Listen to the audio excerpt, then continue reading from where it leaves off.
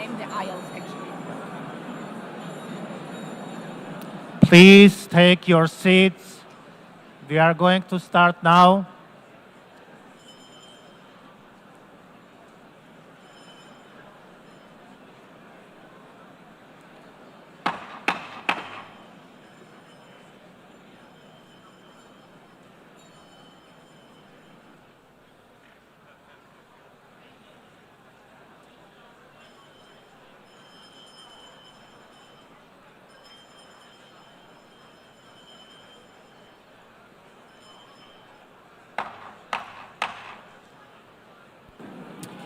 Good morning. Good morning, heads of states, excellencies, dear guests, people watching from home. The fourth plenary meeting of the General Assembly is called to order. After our intense Monday, today starts the general debate of the 80th session. Before proceeding to the general debate, the Assembly will hear an introduction by Secretary General of his annual report on the work of the organization. Under Agenda Item 110, in accordance with Resolution 51/241 of 31st July 1997. Please take your seat. I now give the floor to the Secretary General of the United Nations, His Excellency Antonio Guterres.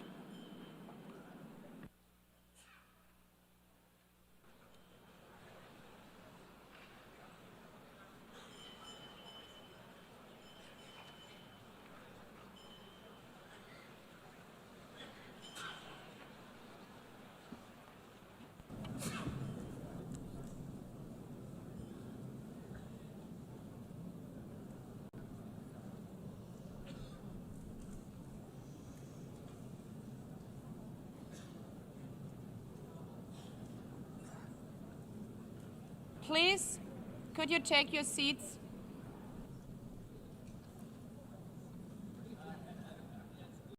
Let me begin with two words we have not been able to say often enough in this hall. Madam President.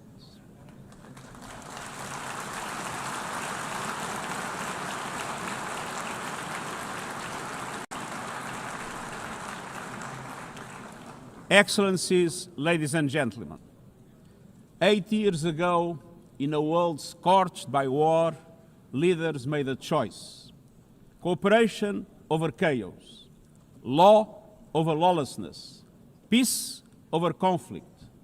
And that choice gave birth to the United Nations, not as a dream for perfection, but as a practical strategy for the survival of humanity. Many of our founders had seen firsthand the hell of the death camps and the terror of war.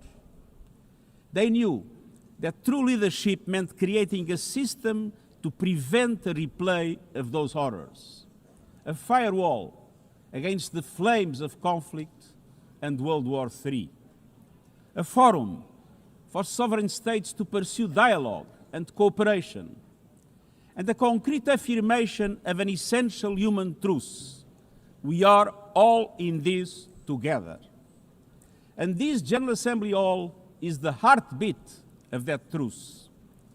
It is why for decades, world leaders have come to this one-of-a-kind podium. It is why you are here today. Because at its best, the United Nations is more than a meeting place. It's a moral compass, a force for peace and peacekeeping, a guardian of international law, a catalyst for sustainable development, a lifeline for people in crisis, a lighthouse for human rights, and a center that transforms your decisions, the decisions of member states, into action. 80 years on, we confront again the question our founders faced, only more urgent, more intertwined, more unforgiving. What kind of world do we choose to build together? Excellencies, we have our work cut out for us, as our ability to carry out that work is being cut from us. We have entered in an age of reckless disruption and relentless human suffering. Look around. The principles of the United Nations that you have established are under siege. Listen, the pillars of peace and progress are buckling under the weight of impunity, inequality, and indifference. Sovereign nations invaded, hunger weaponized, truth silence, rising smoke from bombed-out cities, rising anger in fractured societies, rising seas swallowing coastlines. Each one a warning, each one a question. What kind of world will we choose? A world of raw power or a world of laws? A world that is a scramble for self-interest or a world where nations come together? A world where might makes right or a world of rights for all? Excellencies, our world is becoming increasingly multipolar, and this is positive, reflecting a more diverse, dynamic global landscape. But multipolarity without effective multilateral institutions can court chaos, as Europe has learned the hard way, resulting in World War I. It was multipolar, but there was no multilateral institutions. So let's be clear. International cooperation is not naivete. It is hard-headed pragmatism. In a world where there's leap borders, isolation is an illusion. No country can stop a pandemic alone. No army can halt rising temperatures. No algorithm can rebuild trust once it is broken. These are global stress tests of our system, our solidarity, and our resolve. I'm convinced we can pass these tests, and we must. Because people everywhere are demanding something better, and we owe them a system worthy of their trust and a future worthy of their dreams. And so we must make the choice, an active choice, to reaffirm the imperative of international law, to reassert the centrality of multilateralism, to reinforce justice and human rights, and to recommit to the principles that gave rise to our organization and to the promise contained in its first words, we the peoples. Excellencies, the choices we face are not part of an ideological debate. They are a matter of life and death for millions. As I scan the global landscape, we must make 5 critical choices. First, we must choose peace rooted in international law. Peace is our first obligation. Yet today, wars rage with a barbarity we vowed never to allow. Too often, the Charter is brandished when convenient and trampled when not. But the Charter is not optional. It is our foundation. And when the foundation cracks, everything built upon fractures. Around the world, we see countries acting as if the rules don't apply to them.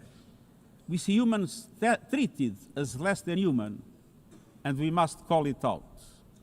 Impunity is the mother of chaos, and it has spawned some of the most atrocious conflicts of our times. In Sudan, civilians are being slaughtered, starved, and silenced. Women and girls face unspeakable violence. There is no military solution. I urge all parties, including those in this hall, end the external support that is fueling this bloodshed. Push to protect civilians, because the Sudanese people deserve peace, dignity, and hope. In Ukraine, relentless violence continues to kill civilians, destroy civilian infrastructure, and threaten global peace and security. I commend recent diplomatic efforts by the United States and others. We must work for a full ceasefire and a just, lasting peace in accordance with the Charter, UN resolutions, and international law. In Gaza, the horrors are approaching a third monstrous year. They are the result of decisions that defy basic humanity. The scale of death and destruction are beyond any other conflict in my years as Secretary General. The International Court of Justice has issued legally binding provisional measures in the case named Application of the Convention on the Prevention and Punishment of the Crime of Genocide in the Gaza Strip. Since then, a famine has been declared and the killing has intensified. The measures stipulated by the ICJ must be implemented fully and immediately.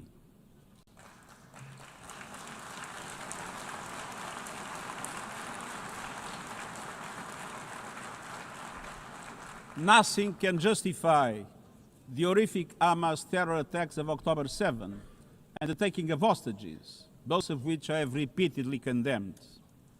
And nothing can justify the collective punishment of the Palestinian people and the systematic destruction of Gaza. We know what is needed. Permanent ceasefire now. All the hostages released now. Full humanitarian access now. And we must not relent in the only viable answer to sustainable Middle East peace, a two-state solution as so eloquently reaffirmed yesterday.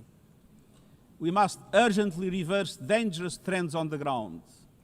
Relentless settler expansion and violence, and the looming threat of annexation must stop. Everywhere, from Haiti to Yemen, to Myanmar and the Sahel and beyond, we must choose peace anchored in international law. The past year has brought glimmers of hope, including the ceasefire between Cambodia and Thailand, and the agreement between Azerbaijan and Armenia brokered by the United States. But far too many crises continue unchecked. Impunity prevails, lawlessness is a contagion, it invites mayhem, accelerates terror, and risks a nuclear free-for-all. When accountability shrinks, graveyards grow.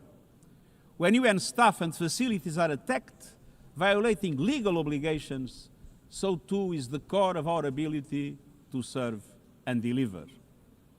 The Security Council must live up to its responsibilities. It must be more representative, more transparent, and more effective. And beyond crisis response, we must tackle the injustices that ignite conflict: exclusion, inequality, impunity, and corruption. The surest way to silence the guns is to raise the volume for justice. Real security is born of fairness and opportunity for all. Excellencies, this leads me to my second point. We must choose human dignity and human rights. Human rights are not an ornament of peace, they're its bedrock. Human rights, economic, social, cultural, political, and civil, are universal, indivisible, and interdependent. Choosing rights means more than words. It means choosing justice over silence. It means protecting freedom and civic space, advancing equality for women and girls, confronting racism and discrimination in all its forms, protecting human rights defenders, journalists, and freedom of speech, and upholding the rights of refugees and migrants so that mobility is safe and in accordance with international law. Human rights are a daily battle, online and offline. They require political will. But dignity is not only about the protection of rights. It is about rights fulfilled through inclusive and resilient development. Rights that put an end to poverty and hunger. Rights that open doors to education, health, and opportunity. The Sustainable Development Goals are our shared roadmap for achieving these rights. But in order to make progress down this road, we need fuel. And that fuel is finance. We've seen what development done right can deliver. In the past decade, millions more have gained access to electricity, clean cooking solutions, and to the internet. Child marriage is in retreat. Women's representation is growing, but cuts to aid are wreaking havoc. They are a death sentence for many. For so many more, a stolen future.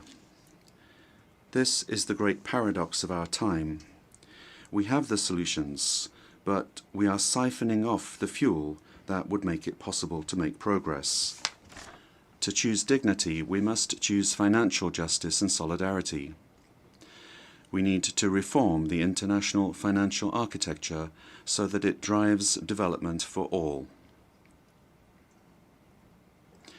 With bigger and bolder multilateral development banks, lending more, and mobilizing more private capital for developing countries, with faster and fairer debt relief mechanisms, helping every country in crisis, including middle-income countries. Protecting natural resources by tackling illicit financial flows and abusive tax practices that rob societies of their future. And global financial institutions that represent today's world, with far greater participation of developing countries in terms of their composition and their decision-making. So let us choose a global economy that works for everyone, men and women. Let us choose human rights and dignity. And let us equip ourselves with the means to ensure a transition for people and the planet. Excellencies, this brings me to the third choice. We must choose climate justice. The climate crisis is accelerating, but so are the solutions. The clean energy future is no longer a distant promise. It's already here. No government, industry, or special interest can stop it. But some are trying, hurting economies, locking in higher prices, and squandering a historic opportunity. Fossil fuels are a losing bet. Last year, almost all new power capacity came from renewables, and the investment is surging. Renewables are the cheapest and fastest source of new power. They create jobs, drive growth, shield economies from volatile oil and gas markets, connect the unconnected, and can free us from the tyranny of fossil fuels. But not at today's pace. Clean energy investment remains uneven. 21st century grids and storage are not rolling out fast enough. And public subsidies, taking from taxpayer money, still flow to fossil fuels over clean energy by a factor of 9 to 1. Meanwhile, emissions, temperatures, and disasters keep rising. And those least responsible suffer the most. Science says limiting global temperature rise to 1.5 degrees by the end of this century is still possible, but the window is closing. The International Court of Justice has affirmed the legal obligation of states. We must step up action and ambition, especially through strengthened national climate plans. Tomorrow, I will welcome leaders to announce new targets. The G20, the biggest emitters, must lead, guided by common but differentiated responsibilities. But all countries must step up and do more as we head to the UN Climate Conference in Brazil. By accelerating action in energy, forests, methane, and industrial decarbonization. By defining a credible roadmap to mobilize 1.3 trillion US dollars annually in climate finance by 2035 for developing countries. By supporting just transitions, by doubling finance for adaptation to at least 40 billion US dollars this year, and rapidly deploying proven tools to unlock billions more in concessional finance. And by capitalizing the Loss and Damage Fund with significant contributions. All of these requires government, international financial institutions, philanthropies, civil society, and the private sector to work together, to provide fiscal space to developing countries and unlock new innovative sources of finance at scale, including solidarity levies on high-emitting sectors and debt swaps. We have the solutions and tools, but we must choose climate justice and climate action. Fourth, we must choose to put technology at the service of humanity. Artificial intelligence is rewriting human existence in real time, transforming how we learn, work, communicate, and what we can trust. And the question is not how to stop it, but how to steer it for the greater good. Technology must be our servant, not our master. It must promote human rights, human dignity, and human agency. Yet today, AI's advancement in outpacing regulation and responsibility and is concentrated in a few hands. And the risks are expanding to new frontiers, from biotech to autonomous weapons. We are witnessing the rise of tools for mass surveillance, mass social control, mass disruption, and even mass destruction. Tools that can drain energy, strain ecosystems, and intensify the race for critical minerals, potentially stoking instability and conflict. Yet, these technologies remain largely ungoverned. We need universal guardrails and common standards across platforms. No company should be above the law. No machines should decide who lives or dies. No system should be deployed without transparency, safety, and accountability. Last month, this Assembly took a historic step, establishing an independent international scientific panel on AI and an annual global dialogue on AI governance. Two new pillars of a shared architecture, connecting science with policy to bring clarity and foresight, enabling innovation to flourish while advancing our values and our rights, and ensuring governments, companies, and civil society can help shape common norms. We must build on these mechanisms and close the capacity gap. All countries must be able to design and develop AI, not just to consume it. I have proposed voluntary financing options to build AI computing power, data, and skills in developing nations. No country should be locked out of the digital future or locked into systems it cannot shape or trust. And governments must lead with vision, and companies must act with responsibility. And we, the international community, must ensure that technology lifts up humanity. So let us choose cooperation over fragmentation, ethics over expediency, and transparency over opacity. Technology will not wait for us, but we can still choose what it serves. So let us choose wisely. Fifth and finally, to meet all these goals, we must choose to strengthen the United Nations for the 21st century. The forces shaking our world are also testing the foundations of the United Nations system. We are being hit by rising geopolitical tensions and divisions, chronic uncertainty, and mounting financial strain. But those who depend on the United Nations must not be made to bear the cost, especially now, when for every dollar invested to support our core work to build peace, the world spends $750 on weapons of war. This is not only unsustainable, it is indefensible. In this moment of crisis, the United Nations has never been more essential. The world needs our unique legitimacy, our convening power, our vision to unite nations, to bridge divides and confront the challenges before us.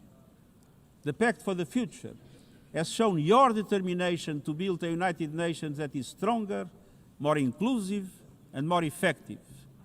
That is the logic and the urgency of our UN80 initiative. We are moving swiftly and decisively. I put forward concrete proposals, a revised budget for 2026 that strengthens accountability, improves delivery, and cuts costs. Practical reforms to implement mandates more effectively and efficiently with greater impact. And ideas to spark a paradigm shift in the structure of the UN and how its parts work together. Most of these decisions rest with you, the Member States, and we will move forward in full respect of the established procedures. Together, let us choose to invest in a United Nations that adapts, innovates, and is empowered to deliver for people everywhere. Excellencies, my overriding message comes down to this. Now is the time to choose. It's not enough to know what the right choices are. I urge you to make them. I grew up in a world where choices were few. I was raised in the darkness of dictatorship, where fear silenced voices and hope was nearly crushed. Yet, even the bleakest hours, especially then, I discovered a truth that has never left me. Power does not reside in the hands of those who dominate or divide. Real power resides from people, from our shared resolve to uphold dignity, to defend equality, to believe fiercely in our common humanity and the potential of every human being. I learned early to persevere, to speak out, to refuse to surrender, no matter the challenge, no matter the obstacle, no matter the hour. We must and we will overcome. Because in a world of many choices, there is one choice we must never make, the choice to give up. We must never give up. That is my promise to you, for peace, for dignity, for justice, for humanity, for the world we know is possible when we work as one. I will never, ever give up. Thank you.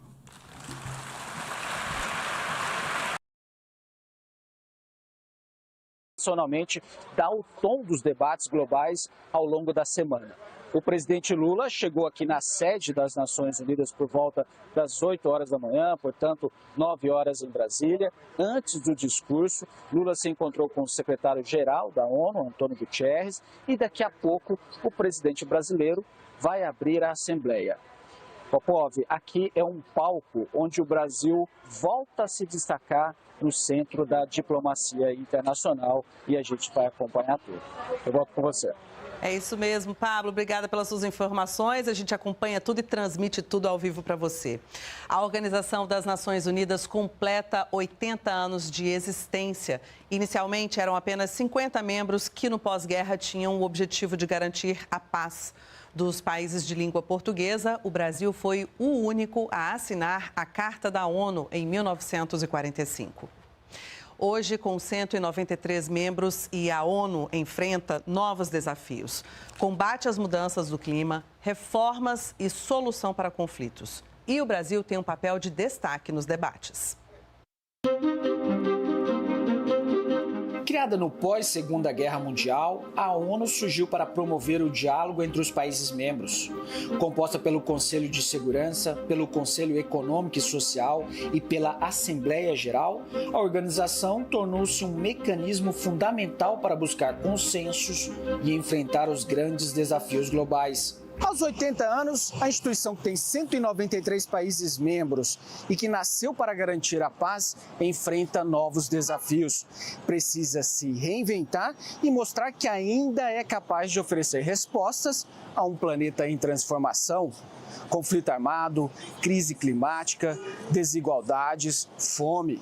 São muitos os temas que serão debatidos aqui por líderes mundiais. Em 1947, o diplomata brasileiro Oswaldo Aranha foi o escolhido para presidir a Assembléia Geral da ONU.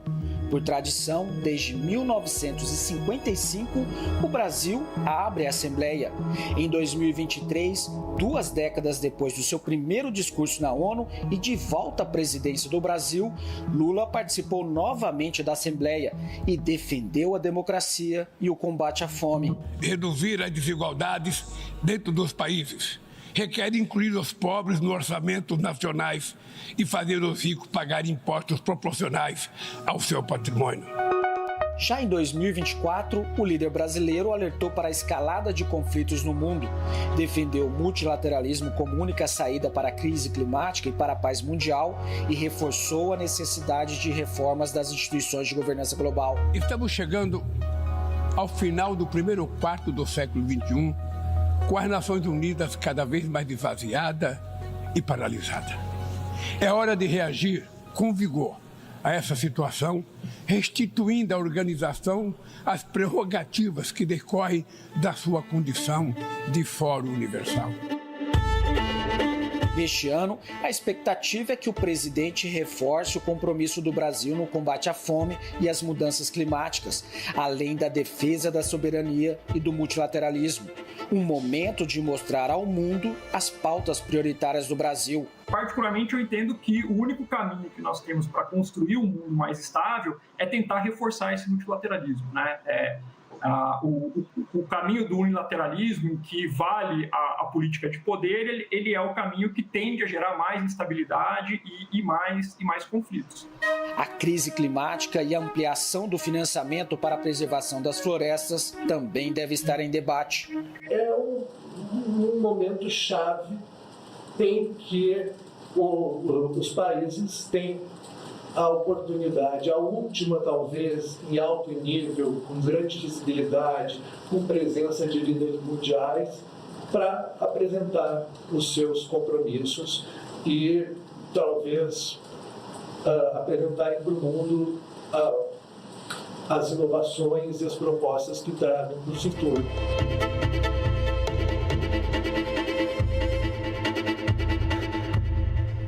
E ontem, no primeiro compromisso na sede das Nações Unidas, o presidente brasileiro participou da Conferência Internacional de Alto Nível da ONU, que debateu a situação da Palestina. Lula condenou os ataques de Israel em Gaza e defendeu o reconhecimento de um Estado palestino. Na sede das Nações Unidas, em Nova York, líderes e representantes diplomáticos se reuniram em busca de caminhos para solucionar a questão da Palestina. A implementação de 2 estados, um israelense e outro palestino, vivendo lado a lado e pacificamente. Side by side. A Conferência Internacional de Alto Nível da ONU ganhou força em meio a novos anúncios de reconhecimento oficial do Estado palestino, como realizado pelo presidente francês Emmanuel Macron e recentemente anunciado por Canadá, Reino Unido, Austrália e Portugal. Já são mais de 140 países que reconhecem o Estado palestino, entre eles o Brasil, que foi um dos primeiros da América Latina a oficializar o gesto em 2010. Aos líderes mundiais, o presidente Lula fez um apelo para o reconhecimento internacional da Palestina e lembrou que sem uma solução justa para o povo palestino, não haverá paz duradoura no Oriente Médio. Tanto Israel quanto a Palestina têm o direito de existir. Trabalhar para efetivar o Estado palestino é corrigir uma assimetria que compromete o diálogo e obstrui a paz. O Brasil se compromete a reforçar o controle sobre importações de assentamentos ilegais na Cisjordânia e manter suspensas as exportações de material de defesa, inclusive de uso dual, que possam ser usados em crimes contra a humanidade e genocídio. O presidente brasileiro condenou a morte de civis no conflito entre Israel e Palestina e o que definiu como o uso da fome como arma de guerra. Os atos terroristas cometidos pelo Hamas são inaceitáveis. O Brasil foi enfático ao condená-los. Mas o direito de defesa não autoriza a matança indiscriminada de civis. Nada justifica tirar a vida ou mutilar mais de 50 mil crianças. Nada justifica destruir 90% dos lares palestinos. Nada justifica usar a fome como arma de guerra, nem alvejar pessoas famintas em busca de ajuda. 500 mil de palestinos não têm comida suficiente, mais do que a população de Miami ou de Tel Aviv. A fome não aflige apenas o corpo, ela estilhaça a alma. O que está acontecendo em Gaza não é só o extermínio do povo palestino, mas uma tentativa de aniquilamento de seu sonho de nação. Desde o início do novo conflito no Oriente Médio, em 2023, o Brasil defende a solução negociada para o cessar-fogo na faixa de Gaza, a soltura dos reféns e a criação de condições para garantir ajuda humanitária.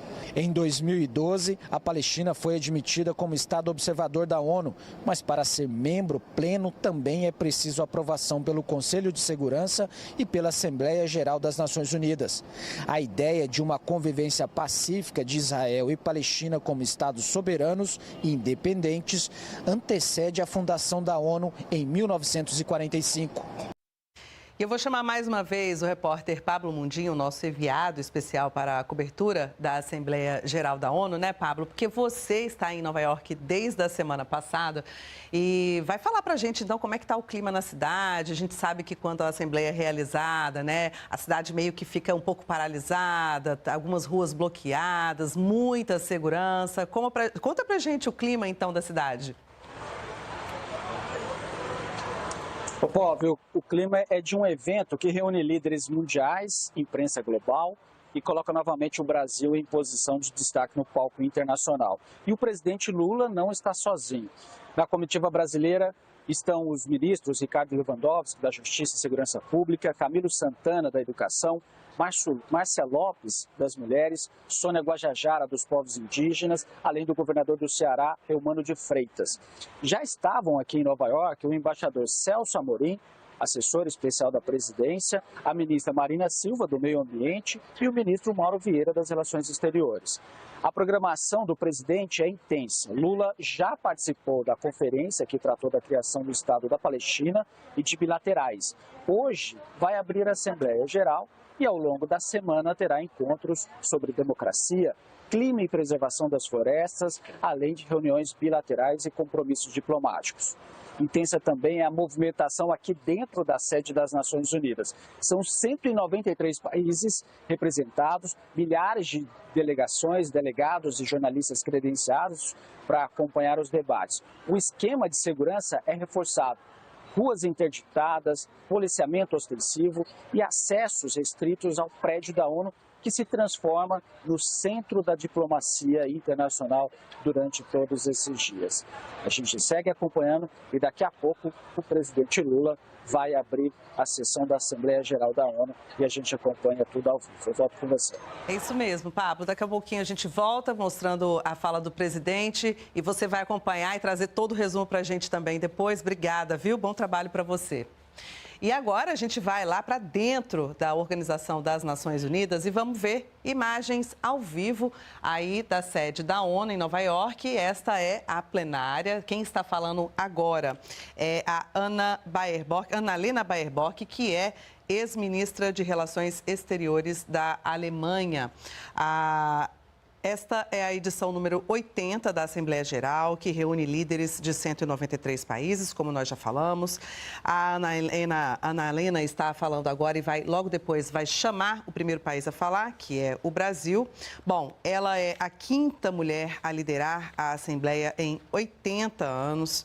Antes dela, um pouquinho antes, nós vimos nas imagens, na primeira entrada do Pablo também, quem falou foi o secretário-geral da ONU, o Antônio Guterres, e eles são, portanto, os primeiros a falar na abertura da Assembleia Geral.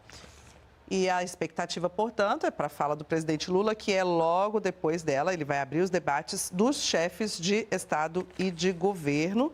E a gente vai transmitir ao vivo aqui para você, né, que vai acompanhar o discurso do presidente na Assembleia Geral das Nações Unidas.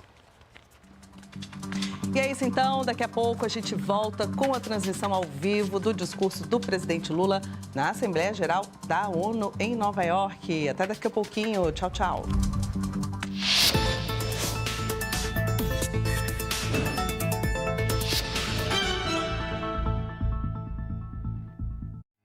Pode.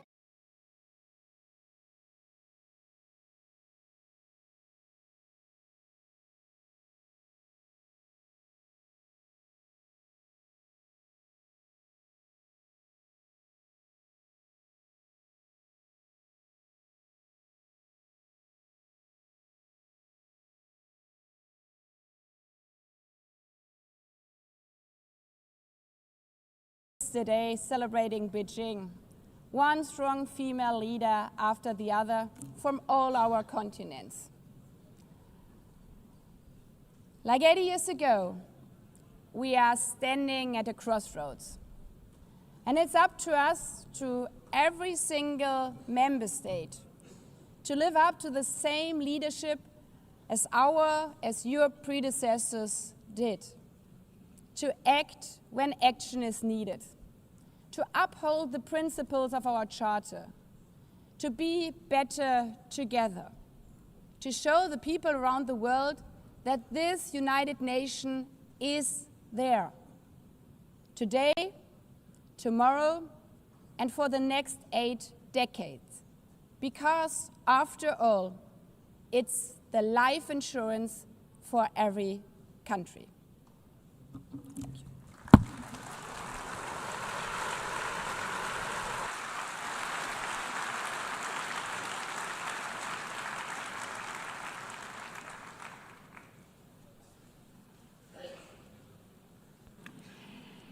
Before giving the floor to the first speaker for this morning, I would like to remind member states that the list of speakers for the general debate has been established on the agreed basis that statements should be no longer than 15 minutes to enable all the speakers to be heard at a given meeting.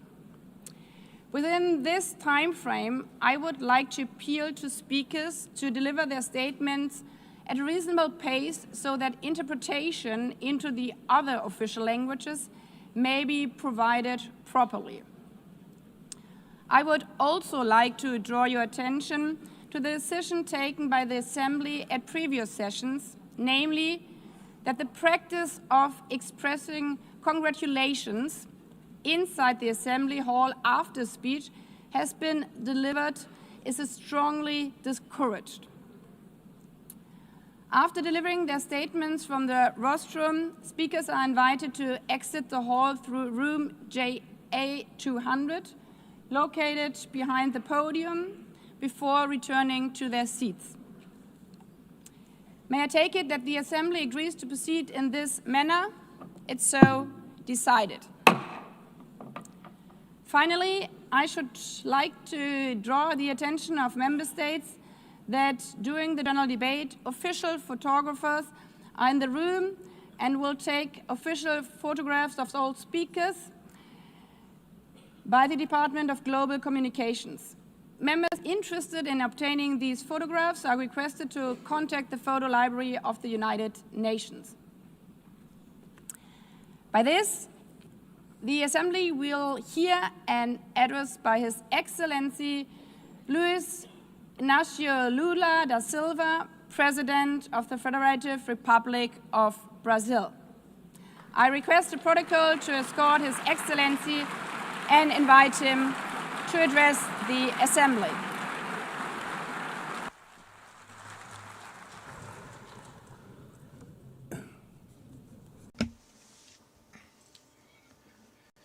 Madam President of the General Assembly, Annalena Baerbock, Mr. Secretary General Antonio Guterres, dear heads of state and government, and representatives of the member states gathered here. This ser um momento de celebração das Nações Unidas. Criada no fim da guerra, a ONU simboliza a expressão mais elevada da aspiração pela paz e pela prosperidade. Hoje, contudo, os ideais que inspiraram seus fundadores em São Francisco estão ameaçados como nunca estiveram em toda a sua história. O multilateralismo está diante de nova encruzilhada. A autoridade desta organização está em xeque. Assistimos à consolidação de uma desordem internacional marcada por seguidas concessões à política do poder. Atentados à soberania, sanções arbitrárias e intervenções unilaterais estão se tornando regra. Existe um evidente paralelo entre a crise do multilateralismo e o enfraquecimento da democracia. O autoritarismo se fortalece quando nos omitimos frente a arbitrariedades. Quando a sociedade internacional vacila na defesa da paz, da soberania e do direito, as consequências são trágicas. Em todo o mundo, forças antidemocráticas tentam subjugar as instituições e sufocar as liberdades. Cultuam a violência, exaltam a ignorância, atuam como milícias físicas e digitais e cerceiam a imprensa. Mesmo sob ataques sem precedentes, o Brasil optou por resistir e defender sua democracia, reconquistada há 40 anos pelo seu povo, depois de 2 décadas de governo ditatoriais. Não há justificativa para as medidas unilaterais e arbitrárias contra as nossas instituições e nossa economia. A agressão contra a independência do Poder Judiciário é inaceitável. Esta ingerência em assuntos internos conta com o auxílio de uma extrema-direita subserviente e saudosa de antigas hegemonias. Falsos patriotas arquitetam e promovem publicamente ações contra o Brasil. Não há pacificação com impunidade. Há poucos dias, e pela primeira vez em 525 anos de nossa história, um ex-chefe de Estado foi condenado por atentar contra o Estado Democrático de Direito. Foi investigado, indiciado e julgado, e responsabilizado pelos seus atos em um processo minucioso. Teve amplo direito de defesa, prerrogativa que as ditaduras negam às suas vítimas. Diante dos olhos do mundo, o Brasil deu um recado a todos os candidatos autocratas e àqueles que os apoiam. Nossa democracia e nossa soberania são inegociáveis. Seguiremos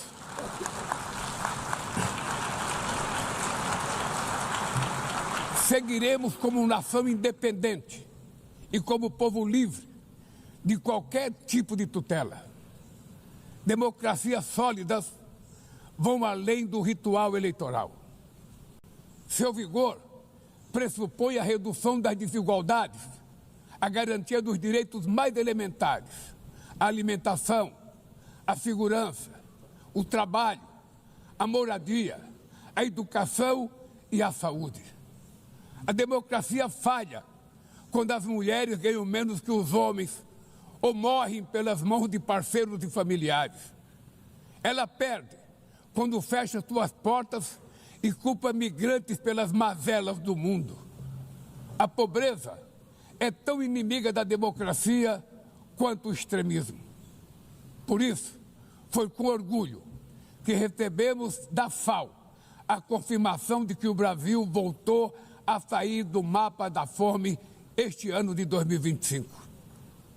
Mas no mundo, ainda há 670 milhões de pessoas famintas e cerca de 2 bilhões e 300 milhões enfrentam insegurança alimentar. A única guerra que todos podem sair vencedores é a que travamos contra a fome e a pobreza. Esse é o objetivo da Aliança Global que lançamos no G20 e que já conta com o apoio de 103 países. A comunidade internacional precisa rever suas prioridades, reduzir os gastos com guerras e aumentar a ajuda ao desenvolvimento, aliviar o serviço da dívida externa dos países mais pobres, sobretudo os africanos, e definir padrões mínimos de tributação global para que os super ricos paguem mais impostos que os trabalhadores. A democracia também se mede pela capacidade de proteger as famílias e a infância. As plataformas digitais trazem possibilidade de nos aproximar como jamais havíamos imaginado, mas têm sido usadas para semear intolerância, misoginia, xenofobia e desinformação. A internet não pode ser terra sem lei. Cabe ao poder público proteger os mais vulneráveis. Regular não é restringir a liberdade de expressão, é garantir que o que já é ilegal no mundo real seja tratado assim também no ambiente digital, no ambiente virtual. Ataques à regulação servem para encobrir interesses escusos e dar guarida a crimes como fraudes, tráfico de pessoas, pedofilia e investidas contra a democracia. O parlamento brasileiro, corretamente, apressou-se em abordar esse problema. Com orgulho, promulguei na última semana uma das leis mais avançadas do mundo para a proteção de crianças e adolescentes na esfera digital. Também enviamos ao Congresso Nacional projeto de lei para fomentar a concorrência nos mercados digitais e para incentivar a instalação de data centers sustentáveis.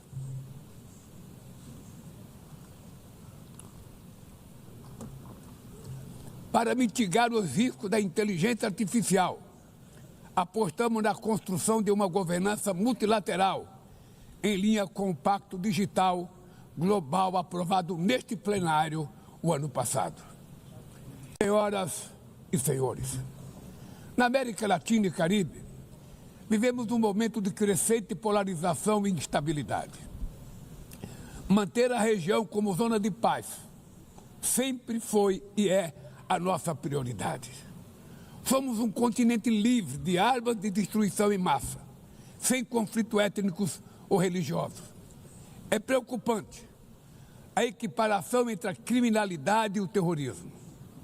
A forma mais eficaz de combater o tráfico de drogas é a cooperação para reprimir a lavagem de dinheiro e limitar o comércio de armas. Usar força letal em situações que não constituem conflitos armados equivale a executar pessoas sem julgamento. Outras partes do planeta já testemunharam intervenções que causaram danos maiores do que se pretendia evitar, com graves consequências humanitárias. A via do diálogo não deve estar fechada na Venezuela. O Haiti tem direito a um futuro livre de violência e é inadmissível que Cuba seja listada como país que patrocina o terrorismo. No conflito na Ucrânia,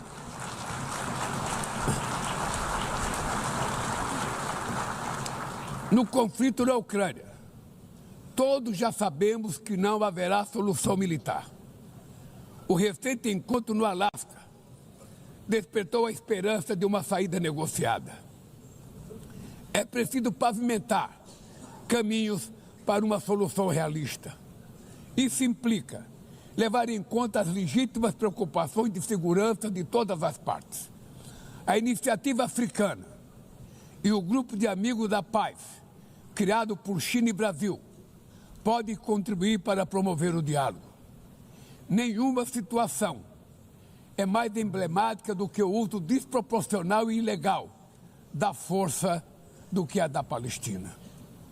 Os atentados terroristas perpetrados pelo Hamas são indefensáveis sob qualquer ângulo, mas nada, absolutamente nada, justifica o genocídio em curso em Gaza.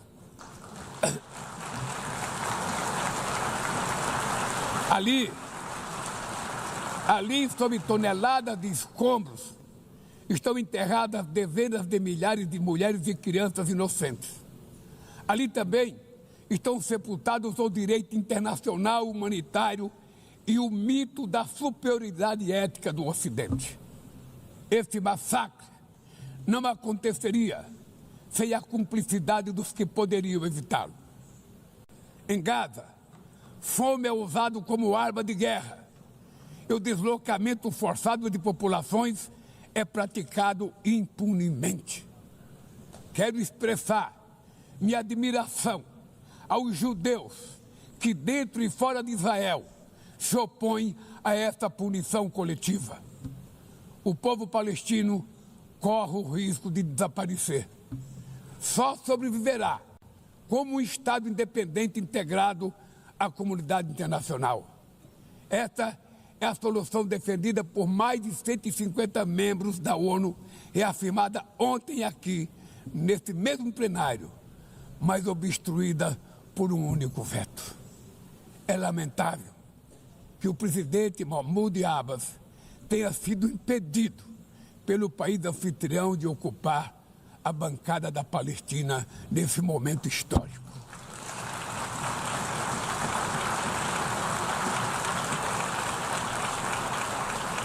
O alastramento desse conflito para o Líbano, para a Síria e o Irã e o Catar fomenta a escalada armamentista sem precedentes.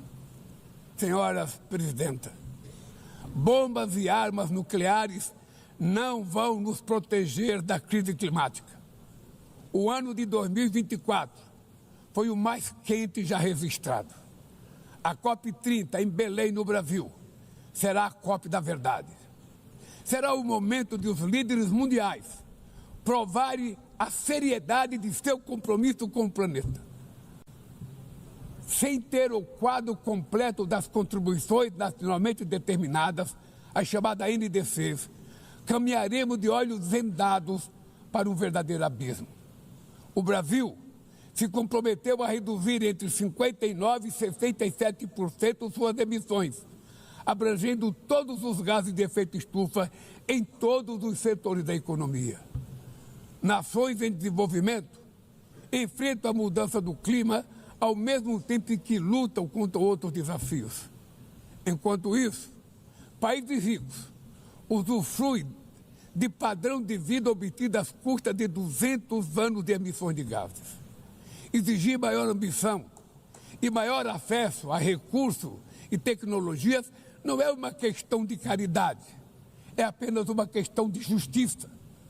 A corrida por minerais críticos essenciais para a transição energética não pode reproduzir a lógica predatória que marcou os últimos séculos. Em Belém, o mundo vai conhecer a realidade da Amazônia. O Brasil já reduziu pela metade o desmatamento na região nos 2 últimos anos. Erradicá-lo requer garantia, condições dignas de vida para seus milhões de habitantes.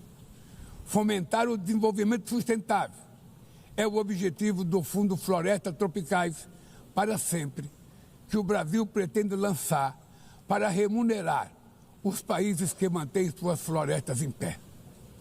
É chegado o momento de passar da fase da negociação para a etapa da implementação. O mundo deve muito ao regime criado pela Convenção do Clima, mas é necessário trazer o combate à mudança do clima para o coração da ONU, para que ela tenha a atenção que merece.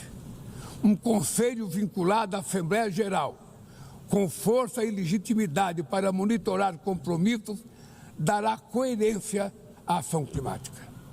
Trata-se de um passo fundamental na direção de uma reforma mais abrangente da organização, que contemple também um Conselho de Segurança ampliado nas duas categorias de seus membros. Poucas áreas retrocederam tanto como o sistema multilateral de comércio.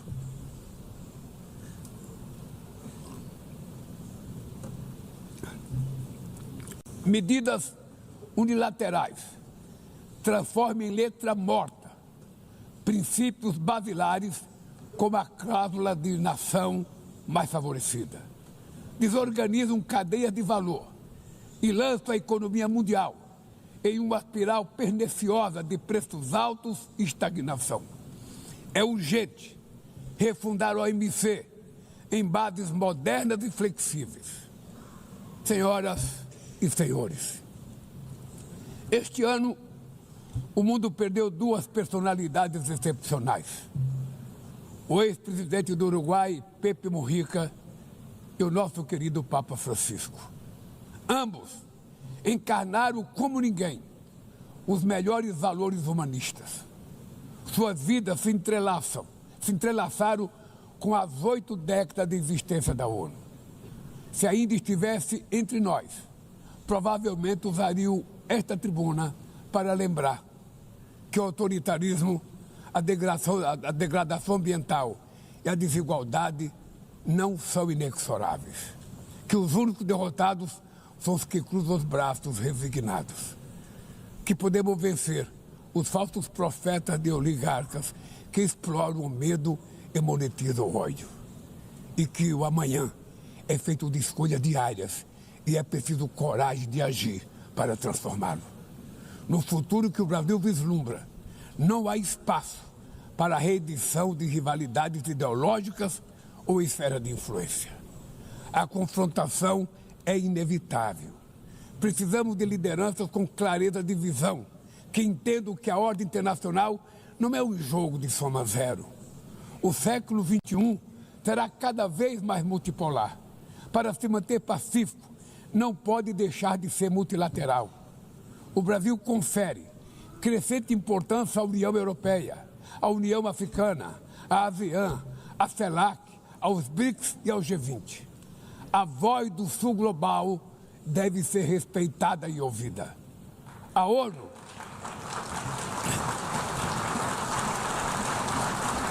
ONU tem hoje quase 4 vezes mais membros do que os 51 que estiveram na sua fundação.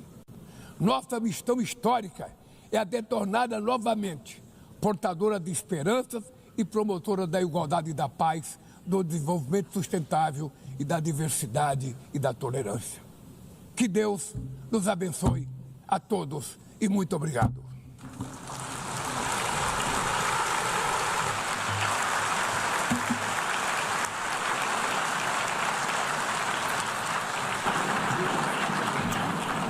On behalf of the Assembly, I wish to thank the President. Nós acompanhamos ao vivo o discurso do presidente Lula na Assembleia Geral das Nações Unidas em Nova York, nos Estados Unidos. A defesa da democracia, o combate à fome, a regulação da internet e mudança climática foram alguns dos temas trazidos pelo presidente, que também defendeu esforços internacionais para alcançar e consolidar a paz, especialmente em relação à situação humanitária em Gaza e ao conflito na Ucrânia. No discurso, o presidente Lula destacou a crise do multilateralismo e o enfraquecimento da democracia global e disse que a democracia e a soberania brasileiras são inegociáveis. O multilateralismo está diante de nova encruzilhada. A autoridade desta organização está em xeque. Assistimos à consolidação de uma desordem internacional marcada por seguidas concessões à política.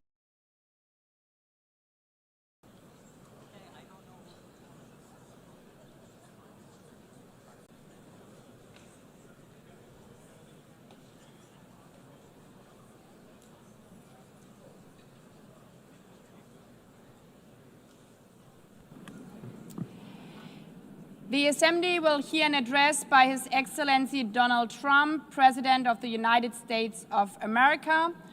I request protocol to escort His Excellency and invite him to address the Assembly.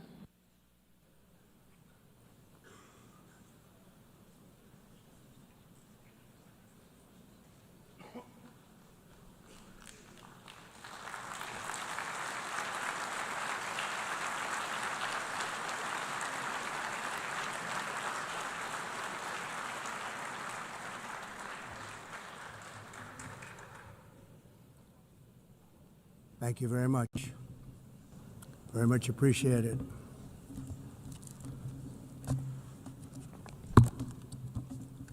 And I don't mind making this speech without a teleprompter, because the teleprompter is not working.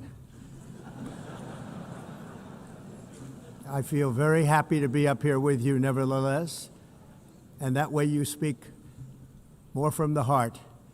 I can only say that whoever's operating this teleprompter is in big trouble.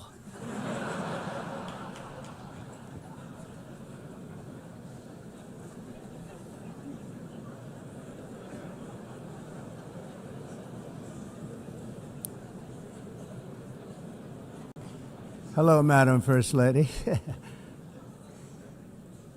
Thank you very much for being here. And Madam President, Mr. Secretary General, First Lady of the United States, distinguished delegates, ambassadors, and world leaders. 6 years have passed since I last stood in this grand hall and addressed a world that was prosperous and at peace in my first term. Since that day, the guns of war have shattered the peace I forged on 2 continents. An era of calm and stability gave way to one of the great crises of our time.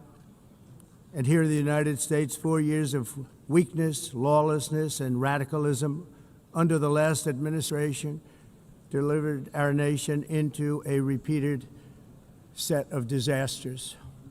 1 year ago, our country was in deep trouble, but today, just 8 months into my administration, we are the hottest country anywhere in the world, and there is no other country even close.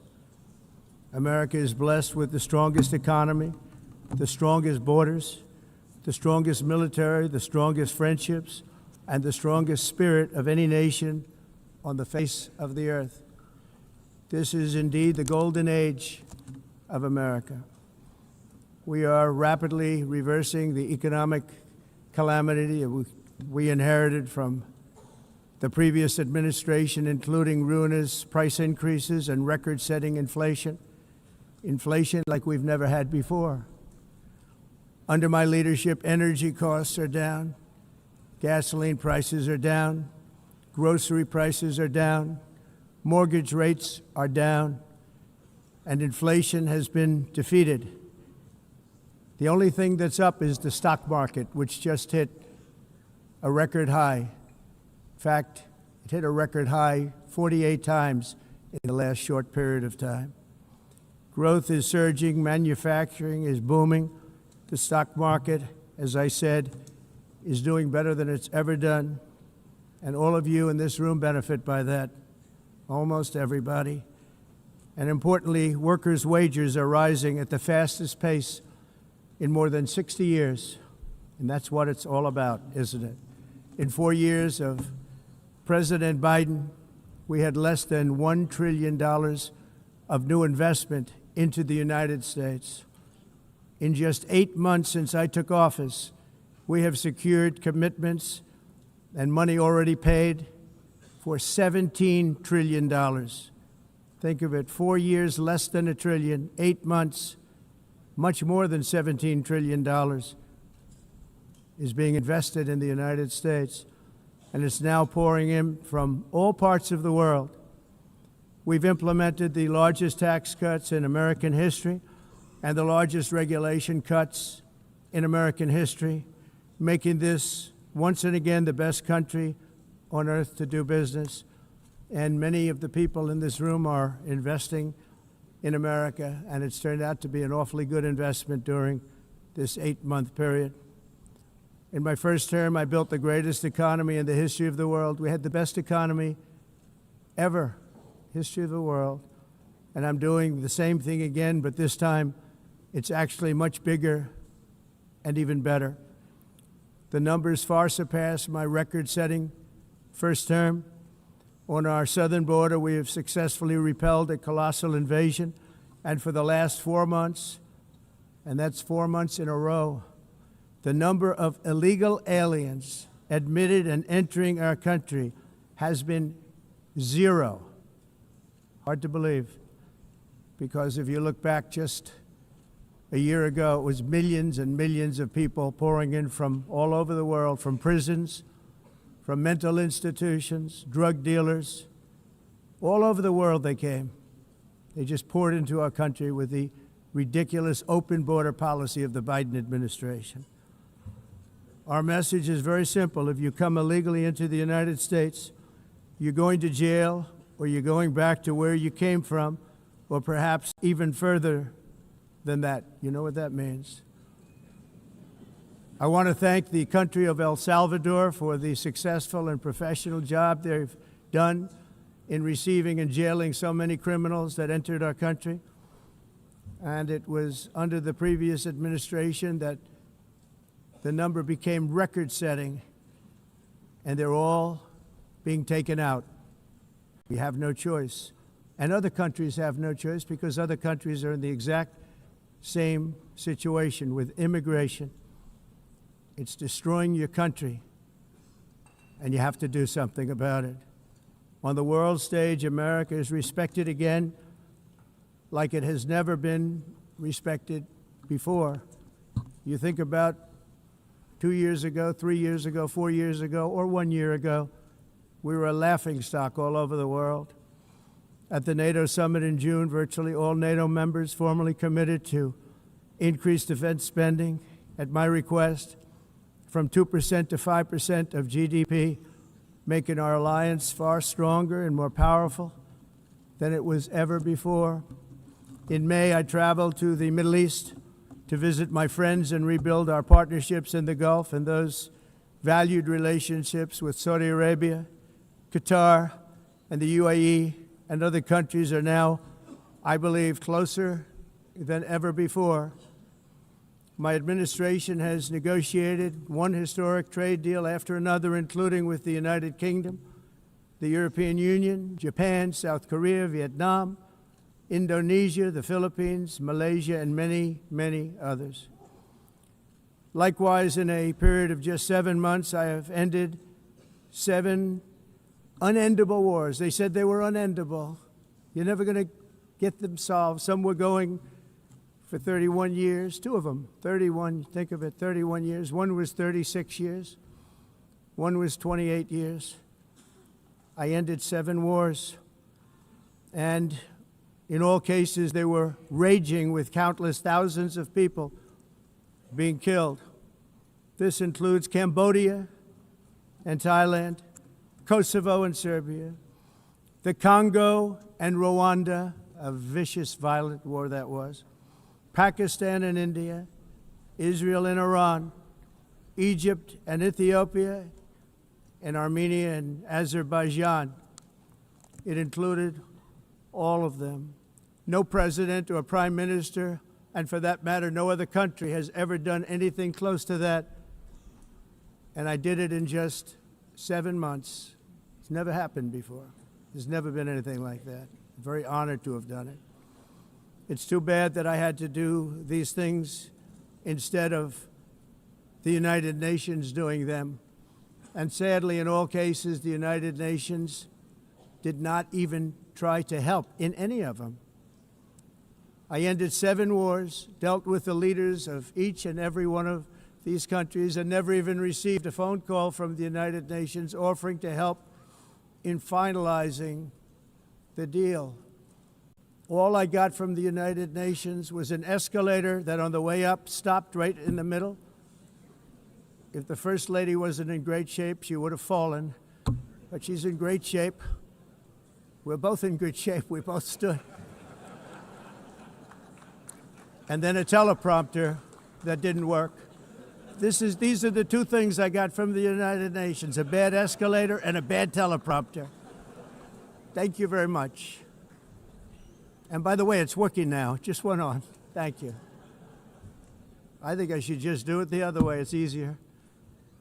Thank you very much. I didn't think of it at the time because I was too busy working to save millions of lives. That is the saving and stopping of these wars. But later I realized that the United Nations wasn't there for us. They weren't there.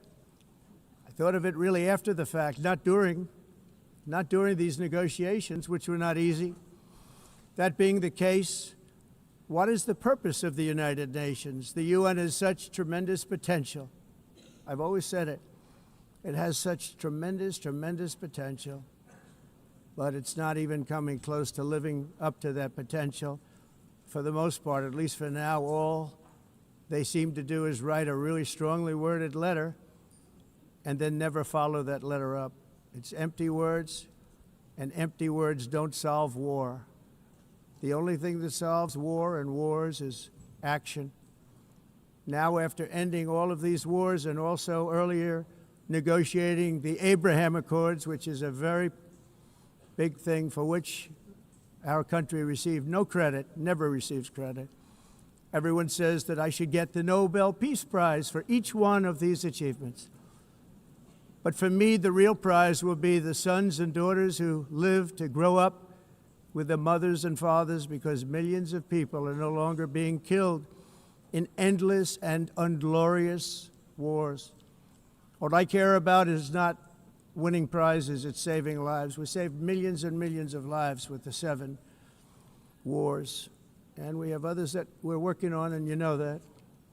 Many years ago, a very successful real estate developer in New York, known as Donald J. Trump, I bid on the renovation and rebuilding of this very United Nations complex. I remember it so well.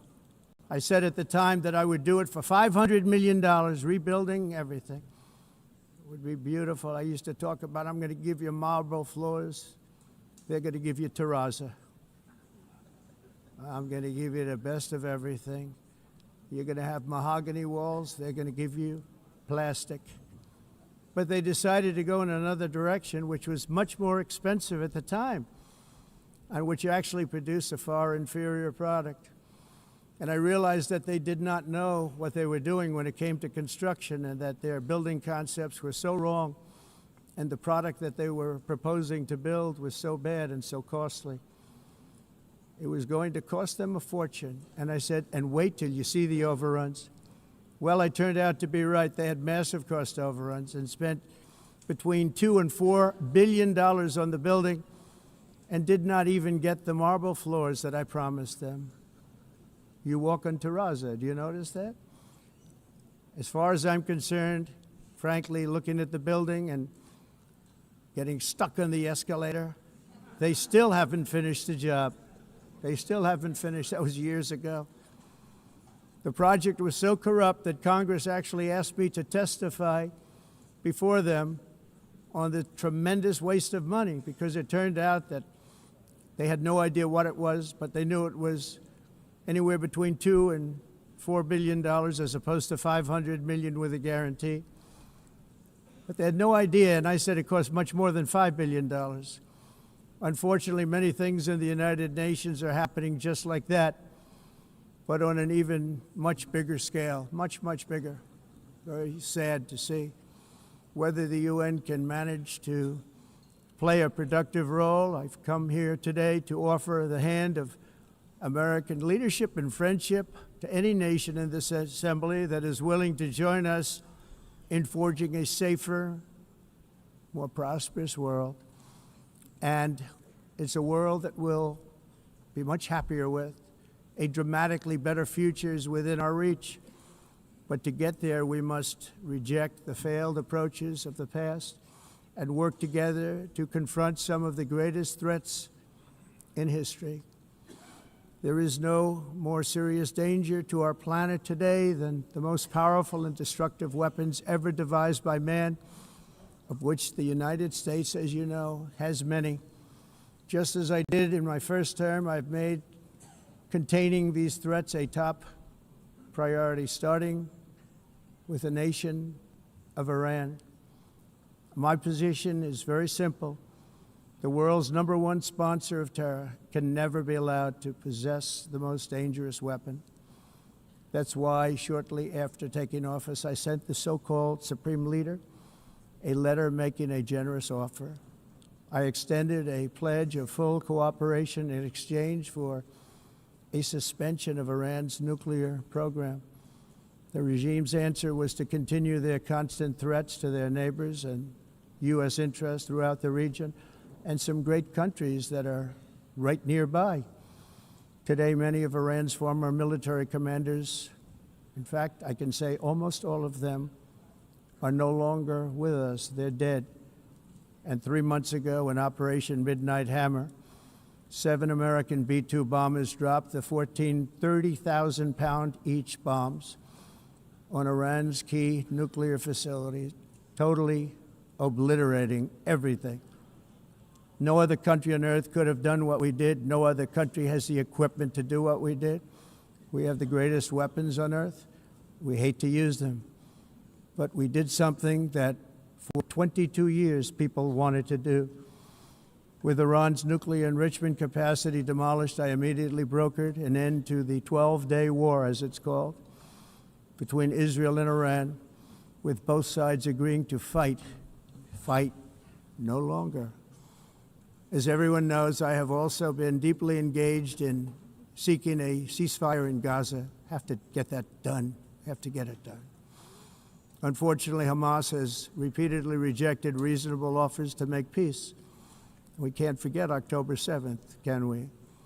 Now, as if to encourage continued conflict, some of this body is seeking to unilaterally recognize a Palestinian state. The rewards would be too great for Hamas terrorists for their atrocities. This would be a reward for these horrible atrocities, including October 7th, even while they refuse to release the hostages or accept a ceasefire. Instead of giving to Hamas and giving so much, because they've taken so much, they have taken so much. This could have been solved so long ago. But instead of giving in to Hamas's ransom demands, those who want peace should be united with one message: release the hostages now. Just release the hostages now. Thank you.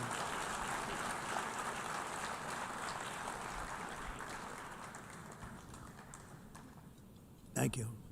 As we have got to come together, and we will come together, got to get it done.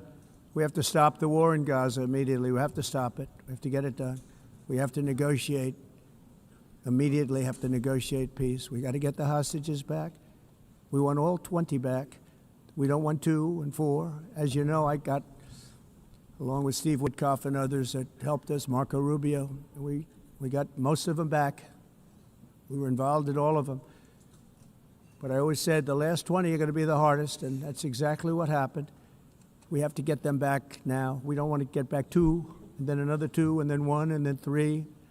Have this process. No, we want them all back, and we want the actually 38 dead bodies back too. Those parents came to me, and they want them back, and they want them back very quickly and very badly. As though they were alive, they want them. They want them every bit as much as if their son or daughter were alive. I've also been working relentlessly, stopping the killing in Ukraine. I thought that would be, of the 7 wars that I stopped, I thought that would be the easiest because of my relationship with President Putin, which had always been a good one. I thought that was going to be the easiest one. But you know, in war, you never know what's going to happen. There are always lots of surprises, both good and bad. Everyone thought Russia would win this war in 3 days, but it didn't work out that way. It was supposed to be just a quick little skirmish. It's not making Russia look good. It's making them look bad. No matter what happens from here on out, this was something that should have taken a matter of days, certainly less than a week. And they've been fighting for 3.5 years and killing anywhere from 5,000 to 7,000 young soldiers, mostly soldiers, on both sides, every single week, from 5,000 to 7,000 dead young people, and some in cities, much smaller numbers, where rockets are shot, where drones are dropped. This war would never have started if I were president. This was a war that should have never happened. It shows you what leadership is, what bad leadership can do to a country. Look what happened to the United States, and look where we are right now in just a short period of time. The only question now is how many more lives will be needlessly lost on both sides. China and India are the primary funders of the ongoing war by continuing to purchase Russian oil. But inexcusably, even NATO countries have not cut off much Russian energy and Russian energy products, which, as you know, I found out about 2 weeks ago, and I wasn't happy. Think of it. They're funding the war against themselves. Who the hell ever heard of that one? In the event that Russia is not ready to make a deal to end the war, then the United States is fully prepared to impose a very strong round of powerful tariffs, which would stop the bloodshed, I believe, very quickly. But for those tariffs to be effective, European nations, all of you are gathered here right now, would have to join us in adopting the exact same measures. I mean, you're much closer to this. We have an ocean in between. You're right there. And Europe has to step it up. They can't be doing what they're doing. They're buying oil and gas from Russia while they're fighting Russia. It's embarrassing to them, and it was very embarrassing to them when I found out about it, I can tell you that. But they have to immediately cease all energy purchases from Russia. Otherwise, we're all wasting a lot of time. So I'm ready to discuss this. We're going to discuss it today with the European nations, all gathered here. I'm sure they're thrilled to hear me speak about it, but that's the way it is. I like to speak my mind and speak the truth. As we seek to reduce the threat of dangerous weapons today, I'm also calling on every nation to join us in ending the development of biological weapons once and for all. And biological is terrible, and nuclear is even beyond, and we include nuclear in that. We want to have a cessation of the development of nuclear weapons. We know, and I get to view it all the time. Sir, would you like to see? And I look at weapons that are so powerful that we just can't ever use them. If we ever use them, the world literally might come to an end. There would be no United Nations to be talking about. There would be no nothing. Just a few years ago, reckless experiments overseas gave us a devastating global pandemic. Yet despite that worldwide catastrophe, many countries are continuing extremely risky research into bioweapons and man-made pathogens. This is unbelievably dangerous. To prevent potential disasters, I'm announcing today that my administration will lead an international effort to enforce Biological Weapons Convention, which is going to be meeting with the top leaders of the world by pioneering an AI verification system that everyone can trust. Hopefully the UN can play a constructive role, and it will also be one of the early projects under AI. Let's see how good it is, because a lot of people are saying it could be one of the great things ever, but it also can be dangerous, but it can be put to tremendous use and tremendous good, and this would be an example of that. Not only is the UN not solving the problems it should, too often, it's actually creating new problems for us to solve. The best example is the #1 political issue of our time, the crisis of uncontrolled migration. It's uncontrolled. Your countries are being ruined. The United Nations is funding an assault on Western countries and their borders. In 2024, the UN budgeted $372 million in cash assistance to support an estimated 624,000 migrants journeying into the United States. Think of that. The UN is supporting people that are illegally coming into the United States, and then we have to get them out. The UN also provided food, shelter, transportation, and debit cards to illegal aliens. Can you believe that? On the way to infiltrate our southern border. Millions of people came through that southern border. Just a year ago, millions and millions of people were pouring in, 25 million altogether over the 4 years of the incompetent Biden administration. And now we have it stopped, totally stopped. In fact, they're not even coming anymore because they know they can't get through. But what took place is totally unacceptable. The UN is supposed to stop invasions, not create them and not finance them. In the United States, we reject the idea that mass numbers of people from foreign lands can be permitted to travel halfway around the world, trample our borders, violate our sovereignty, cause unmitigated crime, and deplete our social safety net. We have reasserted that America belongs to the American people, and I encourage all countries to take their own stand in defense of their citizens as well. You have to do that because I see it.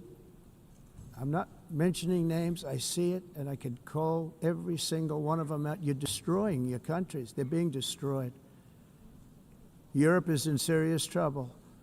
They've been invaded by a force of illegal aliens like nobody's ever seen before. Illegal aliens are pouring into Europe. Nobody is ever, and nobody's doing anything to change it, to get them out. It's not sustainable. And because they choose to be politically correct, they're doing just absolutely nothing about it. And I have to say, I look at London, where you have a terrible mayor, terrible, terrible mayor, and it's been so changed, so changed. Now they want to go to Sharia law, but you're in a different country. You can't do that. Both the immigration and their suicidal energy ideas will be the death of Western Europe if something is not done immediately. This cannot be sustained. What makes the world so beautiful is that each country is unique. But to stay this way, every sovereign nation must have the right to control their own borders. You have the right to control your borders, as we do now, and to limit the sheer numbers of migrants entering their countries and paid for by the people of that nation that were there and that built that particular nation at the time. They put their blood, sweat, tears, money into that country, and now they're being ruined.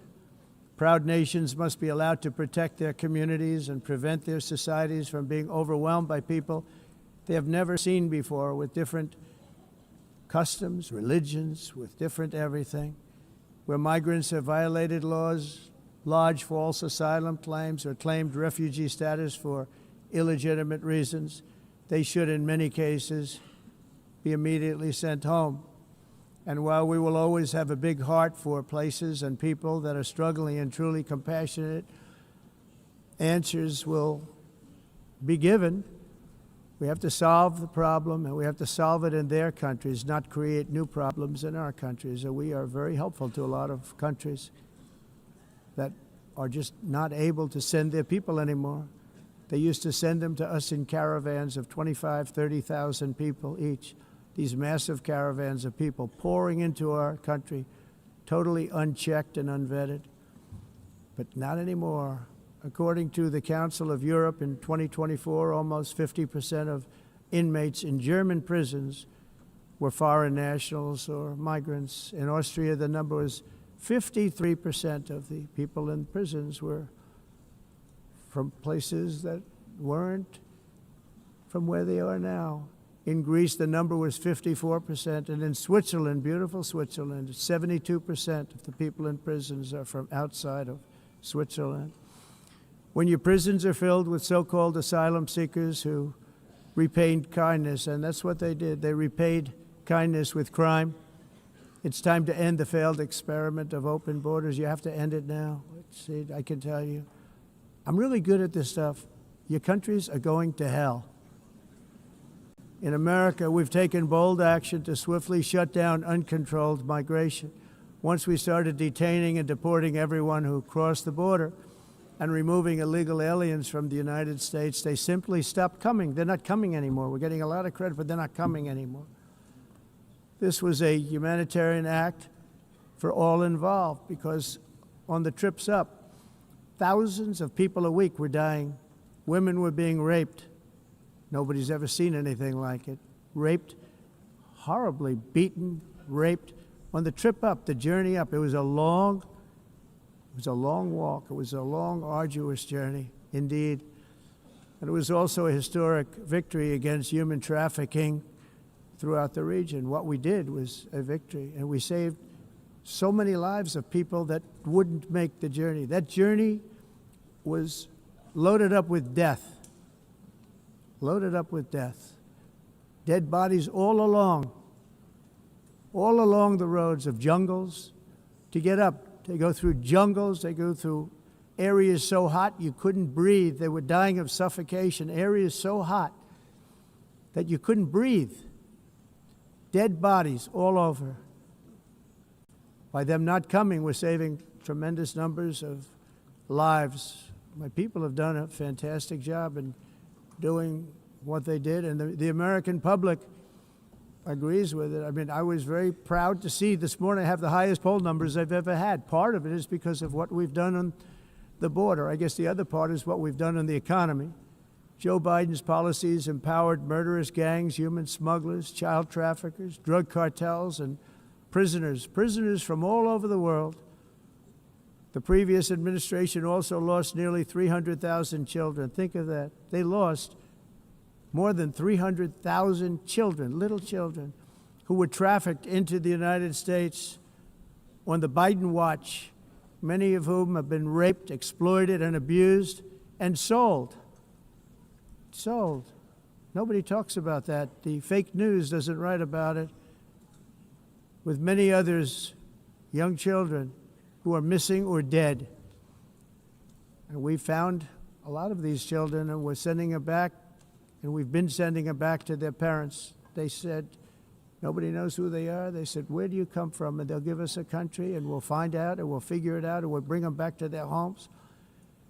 And the mother and father rush to the door, and their tears in their eyes. They can't believe that they're seeing their son or daughter, their little son or daughter again. We've done almost 30,000 of them so far. Any system that results in the mass trafficking of children is inherently evil. Yet that is exactly what the globalist migration agenda has done, and it's what it's all about.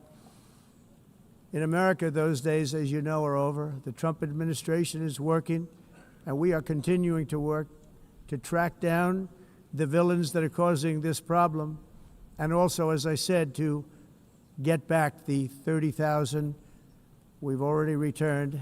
Now I think we're going to have another. We're going to find a lot. You're not going to find all of them. 300, more than 300,000. They're lost or they're dead. They're lost or they're dead because of the animals that did this.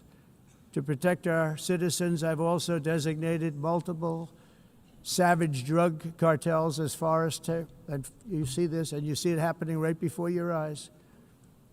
Let's put it this way. People don't like taking big loads of drugs in boats anymore. There aren't too many boats that are traveling on the seas by Venezuela. They tend not to want to travel very quickly anymore. And we've virtually stopped drugs coming into our country by sea. We call them the water drugs. They kill hundreds of thousands of people.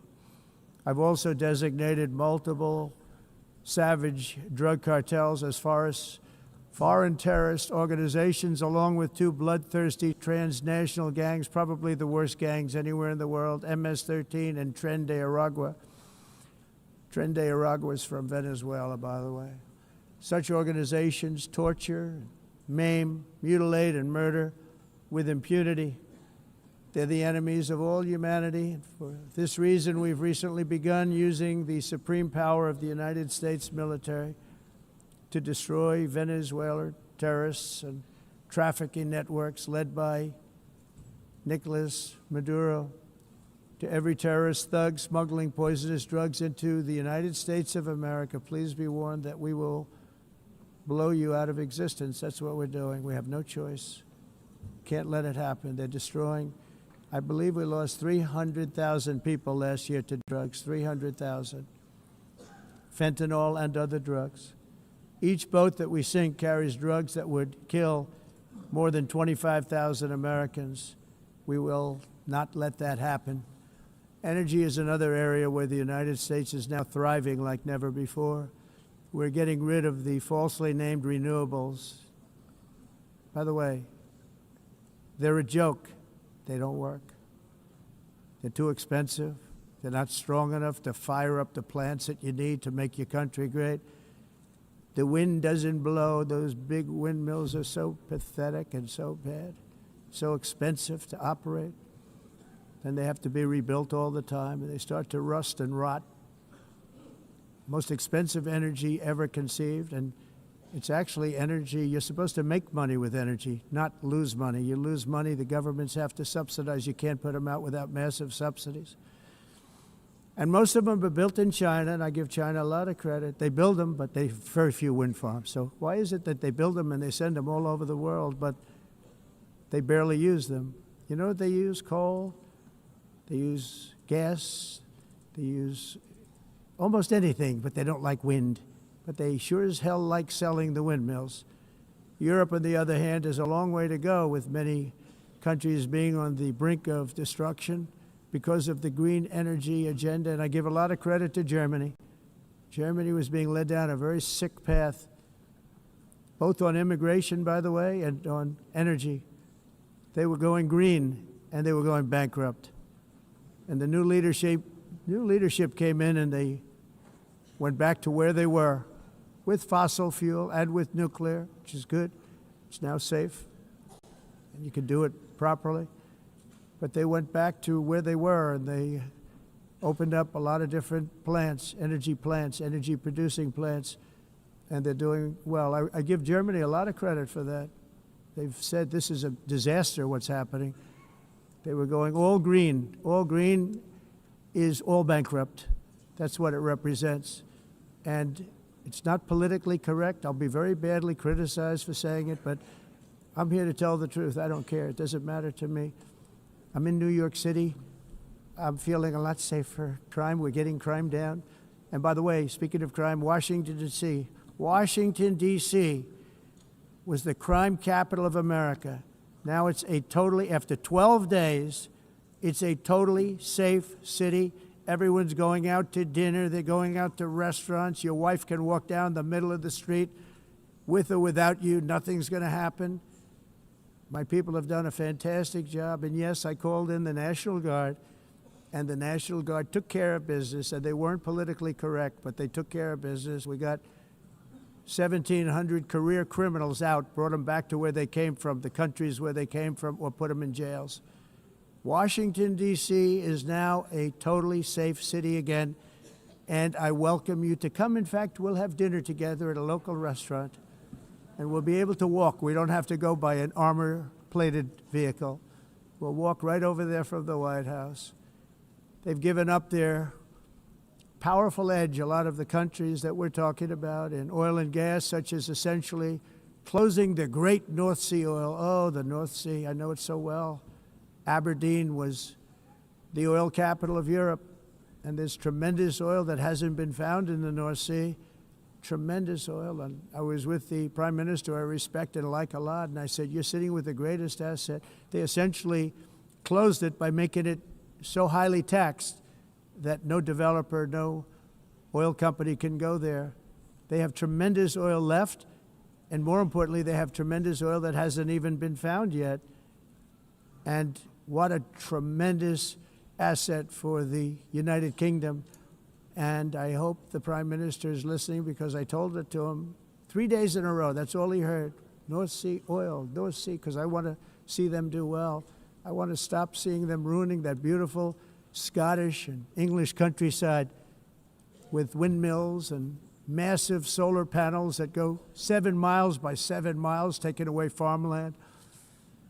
But we're not letting this happen in America. In 1982, the executive director of the United Nations Environmental Program predicted that by the year 2000, climate change would cause a global catastrophe. He said that it will be irreversible, as any nuclear holocaust would be.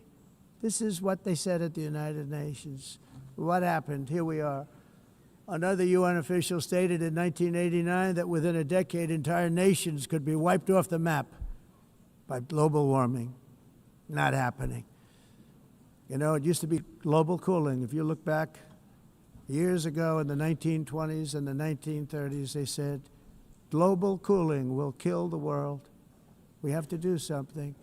Then they said global warming will kill the world, but then it started getting cooler, so now they could just call it climate change, because that way they can't miss. It's climate change, because if it goes higher or lower, whatever the hell happens, there's climate change. It's the greatest con job ever perpetrated on the world, in my opinion. Climate change, no matter what happens, you're involved in that.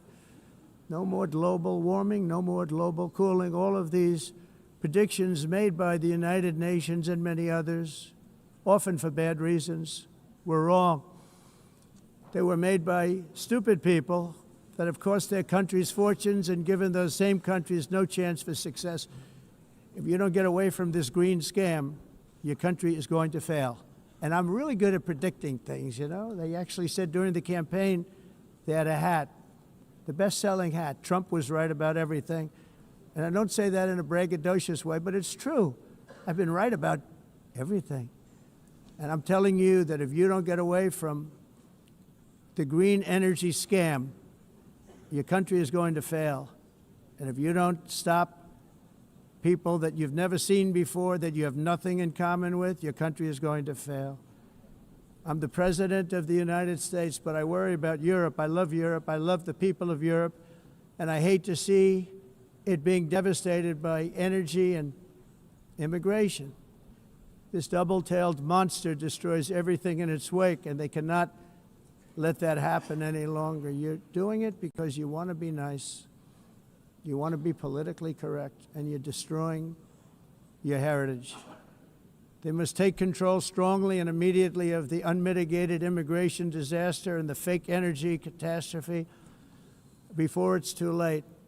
The carbon footprint is a hoax made up by people with evil intentions, and they're heading down a path of total destruction. You know, the carbon footprint was a big, big thing a few years ago. I remember hearing about the carbon footprint, and then President Obama would get into Air Force One, a massive Boeing 747, and not a new one, an old one with old engines that spew everything into the atmosphere. He'd talk about the carbon footprint, we must do so. Then he'd get in and he'd fly from Washington to Hawaii to play a round of golf. And then he'd get back onto that big, beautiful plane and he'd fly back and he'd talk about, again, global warming and the carbon footprint. It's a con job. At extreme cost and expense, Europe reduced its own carbon footprint by 37%. Think of that.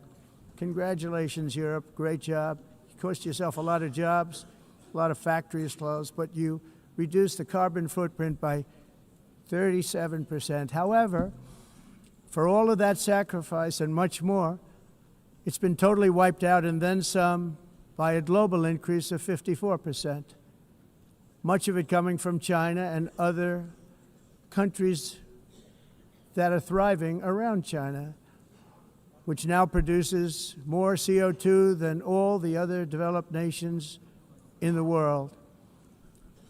So all of these countries are working so hard on the carbon footprint, which is nonsense, by the way. It's nonsense. You know, it's interesting. In the United States, we have still radicalized environmentalists, and they want the factories to stop. Everything should stop. No more cows. We don't want cows anymore. I guess they want to kill all the cows. They want to do things that are just unbelievable, and you have it too.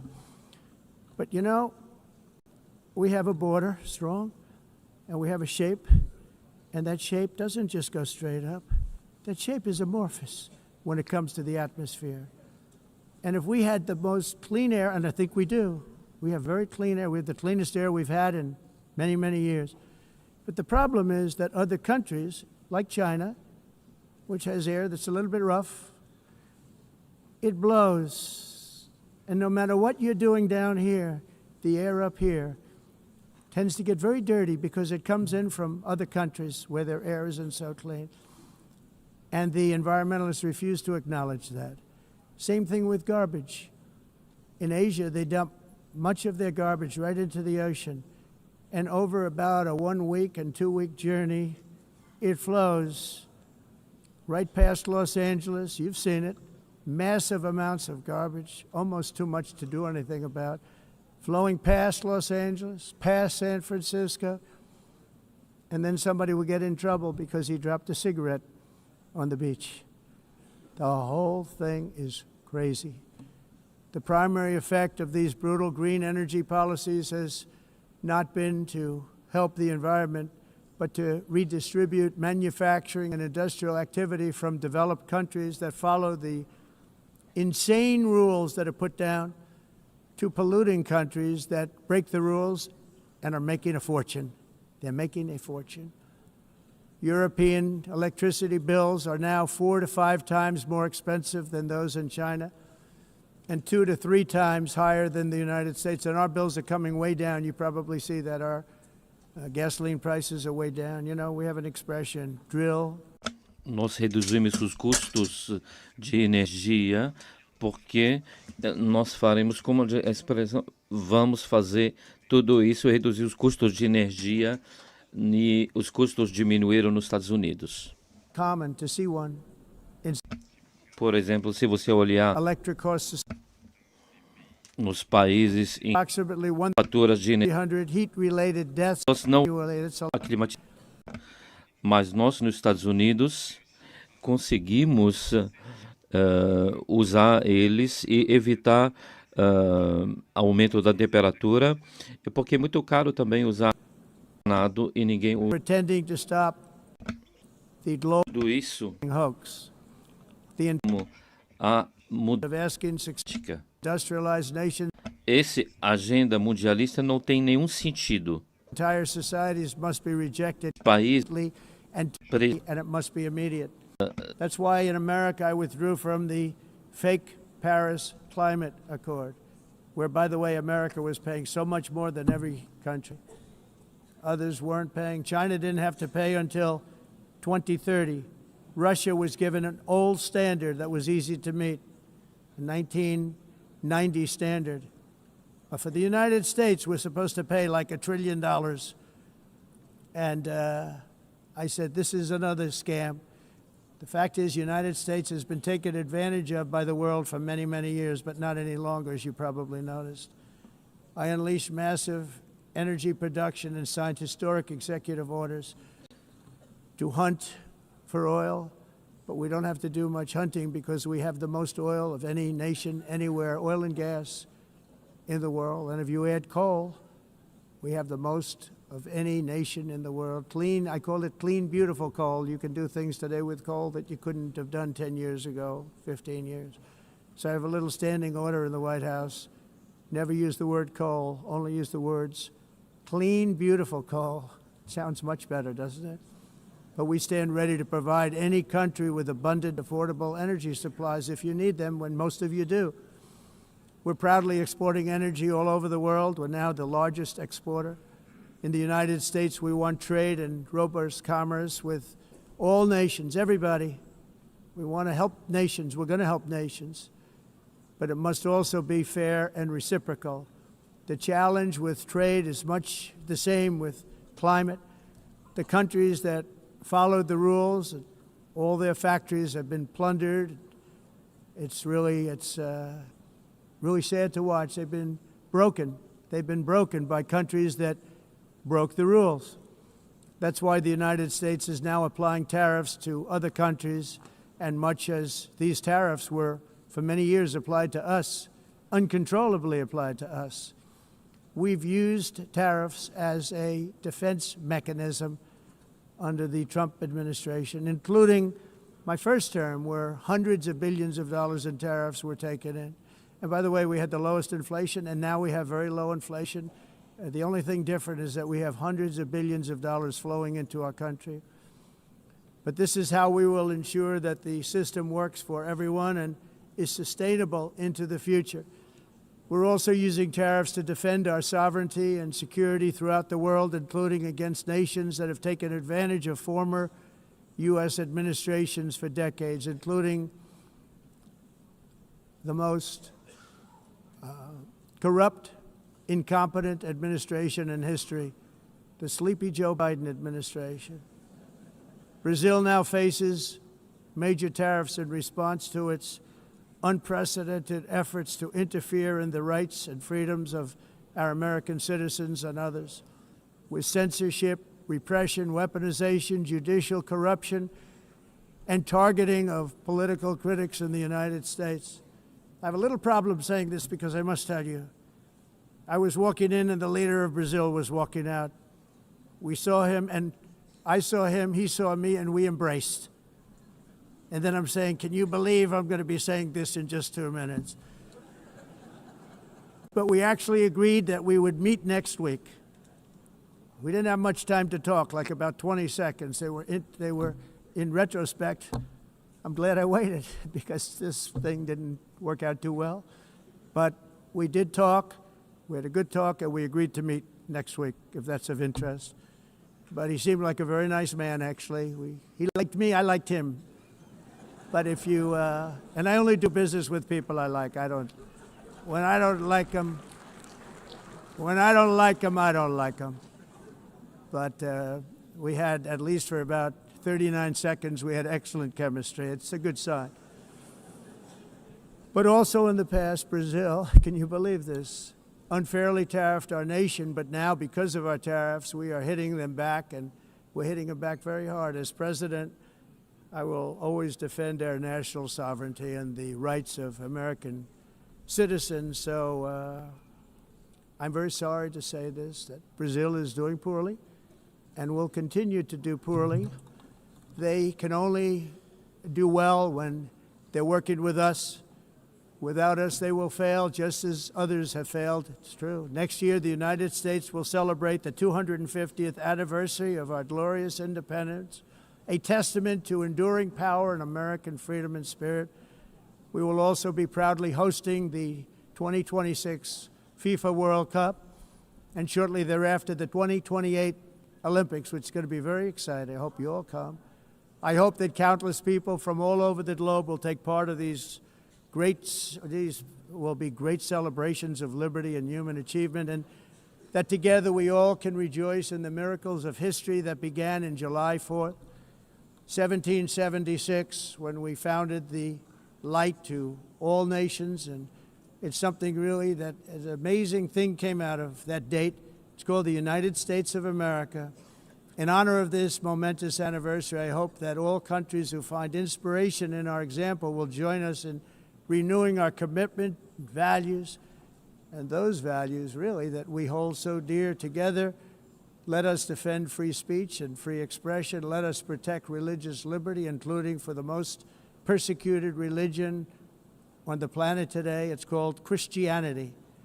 And let us safeguard our sovereignty and cherish qualities that have made each of our nations so special, incredible, and extraordinary. In closing, I just want to repeat that immigration and the high cost of so-called green renewable energy is destroying a large part of the free world and a large part of our planet. Countries that cherish freedom are fading fast because of their policies on these two subjects. You need strong borders and traditional energy sources if you are going to be great again. Whether you have come from north or south, east or west, near or far, every leader in this beautiful hall today represents a rich culture, a noble history, and a proud heritage that makes each nation majestic and unique, unlike anything else in human history or any other place on the face of the earth. From London to Lima, from Rome to Athens, from Paris to Seoul, from Cairo to Tokyo and Amsterdam to right here in New York City, we stand on the shoulders of the leaders and legends, generals and giants, heroes and titans who won and built our beloved nations, all of our nations, with their own courage, strength, spirit, and skill. Our ancestors climbed mountains, conquered oceans, crossed deserts, and trekked over wide open plains. They charged into thunderous battles, plunged into grave dangers, and they were soldiers and farmers and workers and warriors and explorers and patriots. They built towns into cities, tribes into kingdoms, ideas into industries, and small islands into mighty empires. You're a part of all of that. They were champions for their people who never gave up and who never, ever gave in. Their values defined our national identities. Their visions forged our magnificent destiny. Everybody in this room is a part of it in your own way.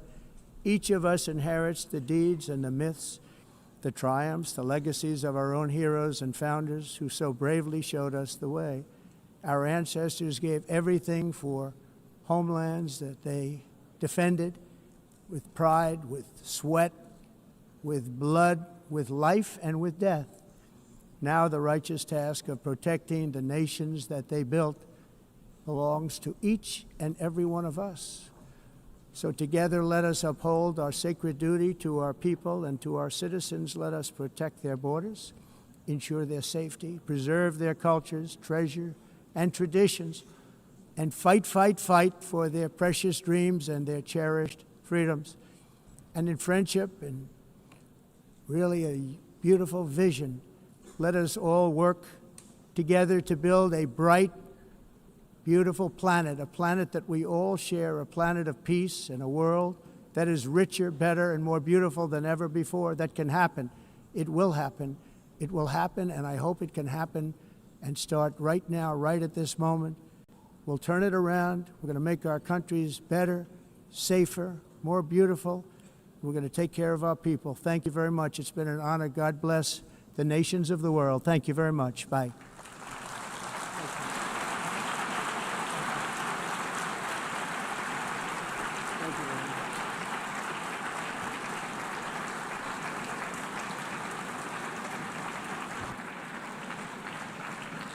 On behalf of the Assembly, I wish to thank the President of the United States,